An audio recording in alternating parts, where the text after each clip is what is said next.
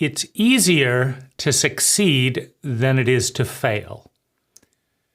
The first inkling of this paradigm or this perspective came listening to the channel Lazarus that said those exact words. And hearing them at age 15 or so, it was a little bit of a stretch. Now, the next inkling happened maybe 18 months ago when doing some breath work, I immediately felt 2 or 3 times happier. Now, I should actually expand a little bit on Lazarus's comment. It's easier to be happy than to be miserable. It's easier to be joyful than it is to be depressed. It's easier to be happy than to fail, or to succeed than to fail. It's easier to be happy than to be unhappy. It's easier to feel joyful than to feel depressed. So that's kind of the general message. Now, anyone who's working hard to be successful and finding this one thing didn't work, like you bought the flour, you bought the sugar, you bought the butter, you turned the oven on to 350 degrees, you mixed the cake, right? You added this, you did this, and then the one thing you didn't do is turn the timer on, and so the cake burnt, right? And so I start all over again, buy more flour, the farmer has to plant more wheat, all this stuff. So from that perspective, it really doesn't make any sense at all. But the next kind of big inkling I had in my own life was when I first began doing breath work in a meditation, which within 20 minutes I felt at least 400% better. I felt exalted, I felt free, I felt excited, I felt energized.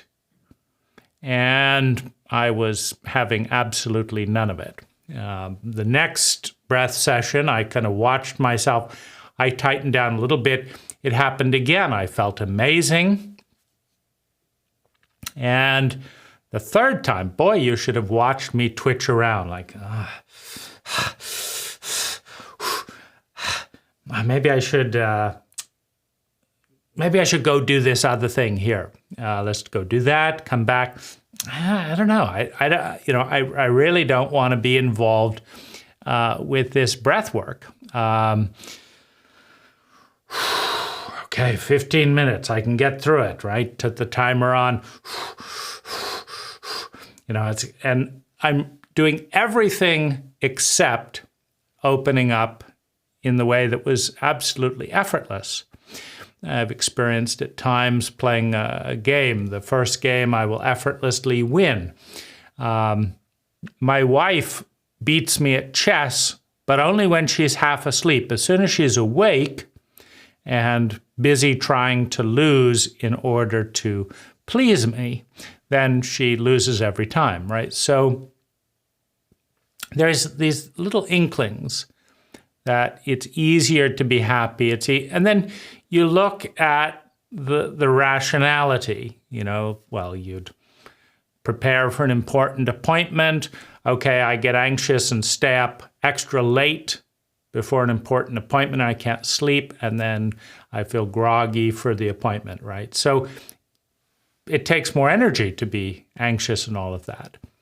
But, so I've begun to play around with this idea a little bit more, and I think there's truth in it. And the question is, why? Meaning, you and I can tell our relatives, our friends, what they have to do in order to be much happier, much more successful, make more money, whatever it is, healthier, wealthier, happier, have a better relationship. Like, why do you always do that? You always cheat on your wife. You always ignore the positive things and then have a hyper reaction to the negative things. And so they have to do negative things to get attention. Why do you do that? Right? My parents would have a fit if things got too peaceful. And they'd so each of the siblings, each of the children would have their way of making some kind of a crisis to get attention. You think, why do you do that? Right? It's just be so easy to give attention for good behavior rather than do this and this and this. But no, we can't do that. And so there really is a thread where it is easier to succeed than it is to fail, right? 10% of your money, for example, putting away in investments is not hard. But trying to live and retire on no investments and no savings, that's really hard. You can think of relationships. This is another area that I found it in other people, where I'd have relationship after relationship where women would say, oh, if only I had known, ... If only I knew this. If only I'd known, right? So the logical thing would be you'd think, okay, they want to know, right? So you go to the next woman and say, before we get in a relationship, I want you to know this. No, I don't want to hear that.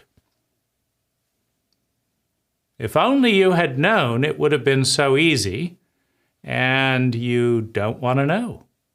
And you don't want to know. And you don't want to know either. In fact, the only way that you'll enter a relationship is on condition that it's a don't ask, don't tell protocol. That's the policy, right? If you block all relationships where somebody tries to tell you, if you don't ask, and then your relationship ends because you don't know, you say, oh, I wish I had asked, and I wish you had told me. But statistically, that doesn't seem to be the case, right? So you think, well, is this efficient to date a fantasy for the first 3 to 6 months and then discover reality? What's the idea here? Wouldn't it be more efficient to just know the statistics, know the data points, and then work with those, incorporate those data points into the decisions, right? So in many, many, many ways, right, it's easier, for example, to keep a certain amount of trees on a hillside than it is to clean up mudslides and polluted rivers. It's easier. It's also, of course, a little bit more sustainable. If you own the land long term and you want to be able to have a chance of coming back and doing a second harvest, it's much more sustainable. So there's all these areas where we do it the hard way. Right? We could, as a culture, of course, teach people to cook, have good fights, have great sex. A good fight meaning you understand the other person's point of view, they understand your point of view, and as a result of the tension, a third alternative is born that is better than either one kind of doing a win-lose dynamic. That'd be a great fight, right? So let's learn how to have a great fight. Let's learn how to cook great, healthy food. How about that, right? Let's learn how to build a house. Wouldn't that be a useful education? Here's how you build a house. Here's how you create a great marriage. Here's how you go on a wonderful date. Right? Here's how you have an ecstatic orgasm. Here's how you enter a transcendent state. Right? There's so many fun, interesting things to learn that would be useful. Nah, let's study algebra. Let's study the 1850s. Let's study the history of wars, not the psychology of wars. That would be useful. Psychology, very useful. But no, let's study the dates of the war and the names of the generals, because you're going to run into them when they're dead. You know, it's easier to have an informed, competent public that knows what they're doing, you know, that knows how to give a good massage, kind of nice, that knows how to die well, that knows how to give wonderful birth, you know, as a community. That would be a great subject. So let's not learn that either, right?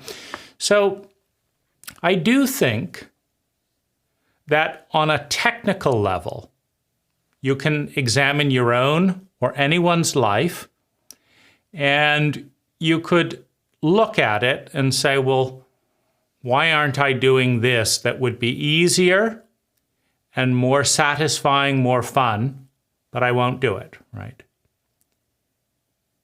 If only I would save money, if only I would stop eating sweets. Well, you just stop, right? And then what? You'd be healthier, you'd be more relaxed, you wouldn't have to pinch pennies every single time, you'd be able to breathe and enjoy the ups and downs and larger cycles in the economic. So why don't we? Like, why is it so much easier to just do this, this, and this? Most of our friends could easily tell us, these are your mistakes, these are where you're dumb. Do this, this, and this, and your life would be easy. I don't get it. I don't get it. No, don't tell me that. Don't boss me around. No one tell me what to do, right? So it is easier to be more successful than it is to live these difficult, ignorant, unconscious lives. It's easier to feel joy than it is to remember all these depressing thoughts over and over again and, oh, this is, right? It's easier to be in the moment than to remember and constantly dig up the past. So why? Why is it easier and harder? Well, it is easier on a purely technical basis. You just say, well, why don't you do this that would be easier? If you did this, you'd have an easier life. We know that. Right? If I could just smile warmly and let these things go, I would have a much easier life. But I won't, but I can't. And that's really what I want to look at is why. Why can't we do what we think we know? Why won't we do what would improve the quality and ease and joy of our lives? And I think that the kind of the important construct that's missing is identity, right? So we live in a possibility field, and within that we live in a probability field. And these are very, very, very, very complex, and as such, they're very overwhelming to the I, to the ego, the I that identifies, that holds on to certain specific patterns of thinking, feeling, speaking, doing, and being. That's the the identity. This is who I am, right? And why do we cling? Like, why do we care who I am? Well, the identity, the pattern of thinking, feeling, speaking, doing, and being is much, much, much more simple than the probability field. I am a Republican. I disagree with abortion. I don't do these things. I believe in Jesus. Okay, right? So the probability field is vast. It's complex. You know, I think life and reality are changing all the time. It's overwhelming for the small ego that's trying to figure out what's going on and how should I respond. It's overwhelming. And the identity, the pattern of thinking, feeling, speaking, doing, and being provides an illusion of stability, meaning it just having a pattern is just a repeated thought, a repeated feeling that comes from the repeated thought, a repeated thought put into words, a repeated thought acted upon, right? A repeated physiology, like I do this, I'm not doing that. Like if I do this all the time, that's a repeated physiology. If I do this all the time, right? If I lower my voice, that's a repeated physiology, if that's part of my identity, right? But for it to be a pattern, we repeat, like, why did I just do that? Why is my voice at this pitch? Why doesn't it change every single day? Why doesn't my volume change all the time, right? No, that's a steady volume. It's a steady pitch. Why? Well, a lot of it is so that we can recognize our I in the mirror. That's me. How do I know it's me? Well, I always talk like that. That's my volume. That's my tonal range. That's my pitch. I talk at this speed most of the time. I always wear turtlenecks. You notice that? I always wear turtlenecks. Why? Well, it makes life simpler, right? If all my shirts are turtlenecks and I just grab, the only thing I have to look at is what color do I want today, right? It simplifies the chaos. Simplifies the chaos. And I'm frightened of the unknown. I'm frightened of change. I'm frightened of being out of control, which always happens when we change. Whenever we change something, unexpected and new things occur. Because when we change, the world changes in response. So if I change, then there's this unexpected new thing that happens. Like I start smiling. I used to be very serious. I start smiling now, right? And suddenly neighbors are being friendlier, but maybe they invite me to dinner and I don't want to go to dinner, right? So I have to be serious again. I don't want to go to dinner, right? Yeah. All these opportunities coming my way because I just changed this one thing. And so we hold on to the identity, the pattern that feels familiar of the family. We copy the family pattern in many ways. Why do we, talk like this? Well, Dad talked like that. Why do we eat this food? Well, Mom used to prepare this food. It's a pattern. But why are you attached to that pattern? There's many other foods. You probably objectively would like some foods more than the ones you're eating. Yeah, but this is what I eat. This is my routine. For breakfast, I eat this. Lunch, I eat this. So the pattern assuages chaos, protects us from the fear of the unknown, helps us gain a sense of control, helps us predict the future, right? Because if we always are like this in the same places with the same people, the results are fairly predictable, right? If we always behave the same way in the same location with the same people, what are the other variables? Right? The weather may change a little bit, but the outcome is pretty guaranteed. And I think that's a lot of the point for the ego. In other words, I don't think the ego wants to feel joy. I don't think the ego wants to be happy. I don't think the ego wants ecstasy. I don't think the ego wants to be surprised, generally speaking. Oh, they may say, oh, surprise me, right? But what they're meaning is, on my birthday, surprise me, and surprise me with a party with my friends, meaning that's all been choreographed within the cult or culture. I don't mean take my clothes off in public. What will happen, right? Well, what would happen, I don't mean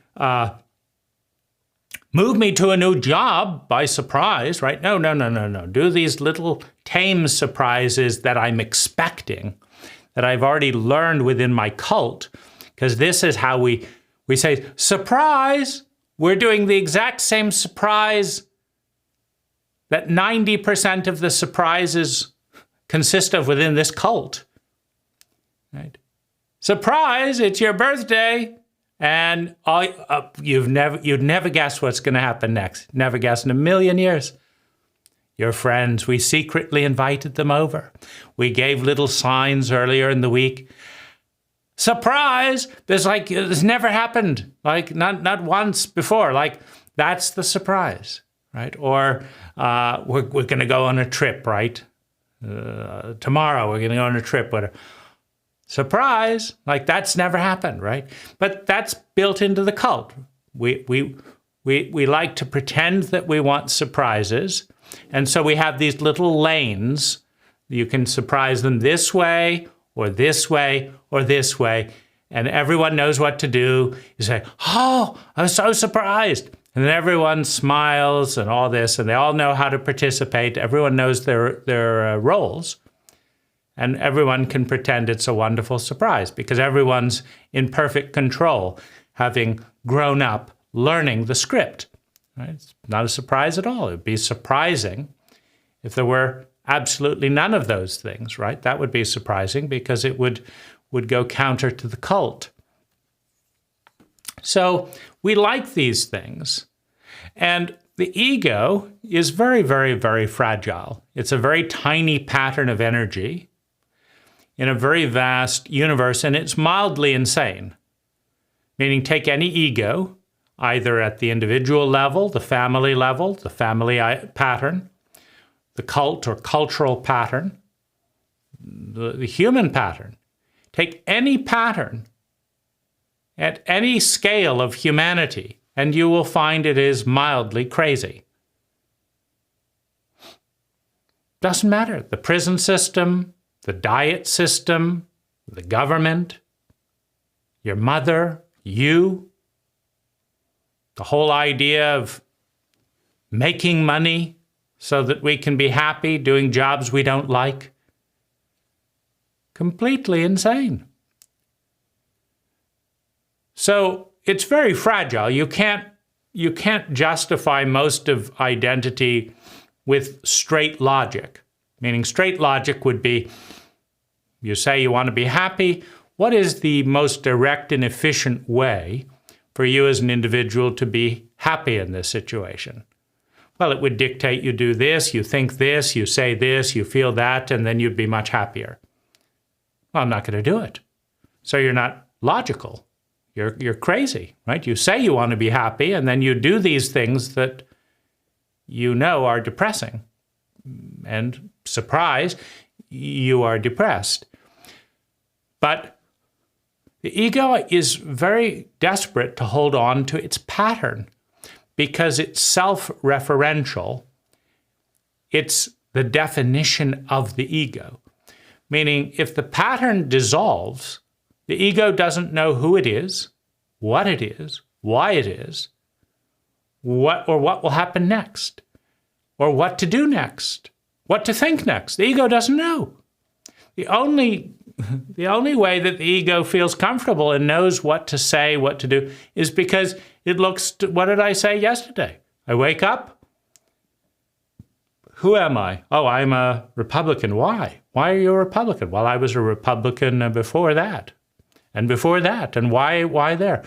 Well, my mother was a Democrat and I hated her, so I'm a Republican, as that's the source, right? So it's antithesis of the family system. Or, my parents were Republican, so I'm a Republican. It has a source, right? But it's very often shaky logic. A rebel rebels against whatever. But antithesis is rarely the best solution, so it's not very logical, or just copying. Not terribly intelligent. And most of the pattern, the identity of thinking, feeling, speaking, doing, and being is on very, very shaky ground.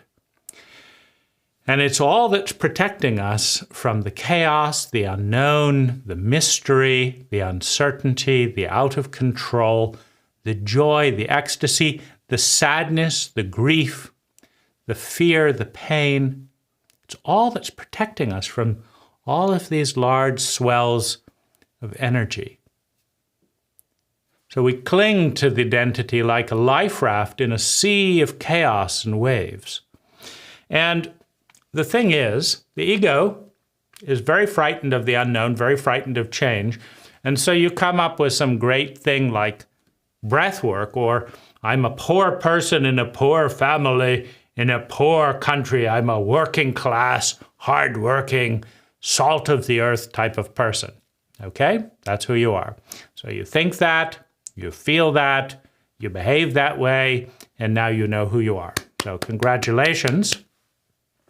Just you've got it in your head. You've listened to a tape talking about making money, and you've got it in your head that you want to become abundant, i.e., you want to double your income or your savings or whatever it is. Okay, so you have this identity, this image of I'm a salt of the earth, poor, working class, but I want to be rich. And of course, what I'm doing to maintain that image isn't making me rich, it's consistent, right? Because one of the greatest drives out of fear of the unknown, out of seeking clarity, out of just wanting to be at ease and at peace with oneself is consistency. So as soon as we say we're a salt of the earth, hardworking, blah, blah, blah, then it's very easy. We have to make sure that we don't have a lot of money. Whatever we call rich, we can't have that, right? And so, but what if doubling our money would put us into that category of rich? Well, we can't do it and maintain the identity, the pattern, right? We spend as much money as we earn, and we do this and this and this, right? So now we have a problem.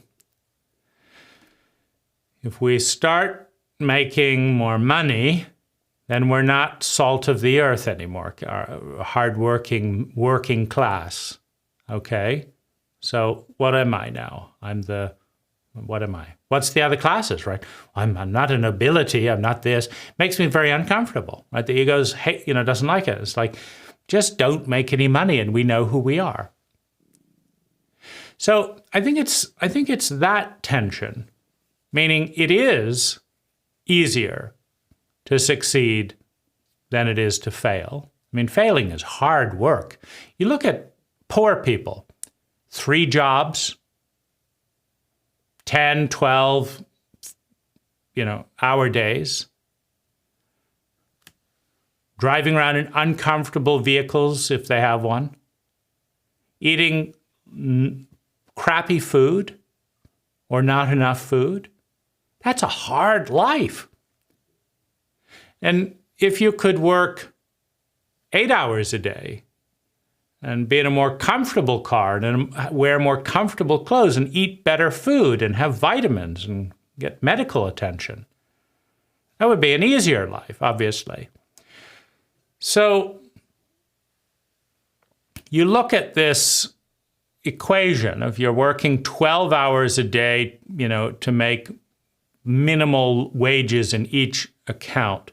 Like, what would it take you to instead work 8 hours a day, making 3 times as much money per hour, so that you actually are net ahead? What would that require? Right? It doesn't require college necessarily. It doesn't require high school necessarily. There's plenty of examples of people who have just skipped that. I'm one of them. But what would it require? Right? And, for example, one thing that added, I think it was, let's just say a few $1 million to my income, was listening to Audible books, spending $7,000 and buying 700 books, and then putting about 2 books worth into action. Or no, 2 ideas from each book into action as a way of improving my life. And that alone generated some hundreds of thousands of dollars. And then a few other things, like writing 1 book for, let's just say 60 days, has put another couple of million. Now, I'm in landscape construction and contracting, etc.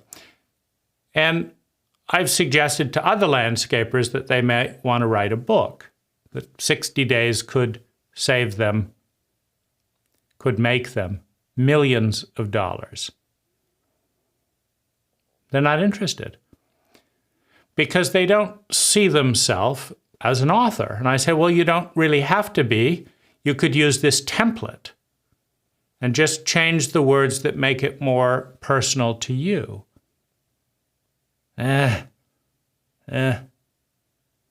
So it doesn't fit. It doesn't fit the idea. And so it's rejected not because it isn't intelligent, not because it wouldn't make a lot of money, not because it wouldn't be easier. Right? My average is $400 an hour, right? Because I've done 1,000 individual, separate, small steps over time that each increase the value of my hour to a client. So I make an average of $400 or $500 per hour. And it could go more than that, of course. It's just I haven't wanted to make the additional 30 or 40 steps to maybe make it 1,000. It is 1,000, but it averages. Right? There's hours that I work for free, and then there's hours that I make $2,000, right? But the average is $400 or $500 an hour.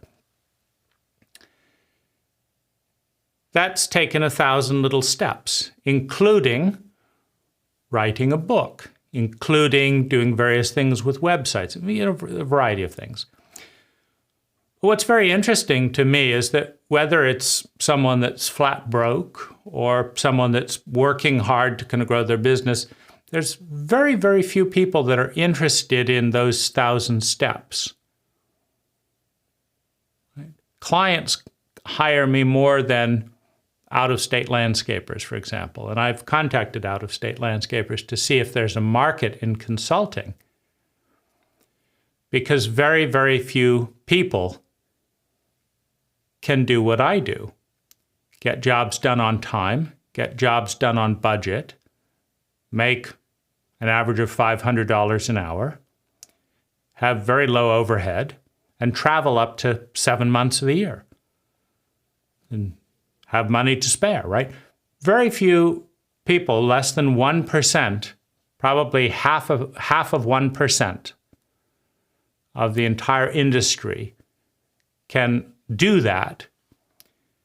And the majority of the industry would like to be able to do some or all of those things, right? But they don't see themselves doing that.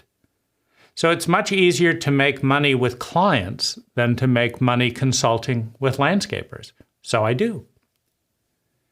Right. But I find that that's odd because rationally you'd think a landscaper would be so much more interested in learning how to live a whole different lifestyle than a client would be interested in having an amazing landscape. But that's not the way it is because clients can imagine themselves easily having a nice landscape. But landscapers cannot easily imagine themselves being rich or taking lots of vacation, or etc. It's an easier imaginal step. It doesn't change the identity that much of a client to go from having an okay landscape to an amazing landscape. And there's plenty of clients that already have the identity of an amazing landscape, and they buy a new house with a crappy landscape. Their idea is that they have amazing landscapes, and so they just hire someone to get an amazing landscape. So So I think the real tension is between the ego pulling for the family and the rationality of success. Meaning, we all know how to eat better, speak better, meditate more. We all know what to do. We all know, to some extent, how to do it. But what we don't know is how to overcome the traumatic fear of being out of control as a result of entering the unknown via the doorway of change, of shifting our pattern of thinking, feeling, speaking, doing, and being, changing our identity to a new identity that produces different results where we don't quite know who we are. That feeling of uncertainty, that feeling being out of control, that feeling of dread, of fear, of we don't know why that's coming up. We don't know the part of us that is so frightened of it. And we don't know what to do when we clench to the pattern of the family, the familiar, even though we know what we could be doing, what we, quote, should be doing in order to get what we say we want. And so it is, in fact, harder to succeed than it is to fail. At our current competency level around psychology. Because to succeed means facing the unknown, which is terrifying, and we don't know how to deal with the terror. To succeed means change, which means being out of control, and my body reflexively blocks and would much rather be poor than be out of control. When my overwhelm of who am I, what should I do next, and what does this mean, and how is this all changing and happening too fast is much harder to deal with for a frightened, traumatized ego than it is to be depressed and know exactly what will happen next week. So it's easier to succeed than it is to fail, and it's harder to succeed than it is to fail with an attached, psychologically illiterate, traumatized cult that gives birth to a traumatized, psychologically illiterate family and traumatized, frightened, controlling individuals that have not learned how to navigate the probability field and the possibility field, have not learned the language or the postures of identity transformation. Thank you so much for watching. I'll see you on the next video.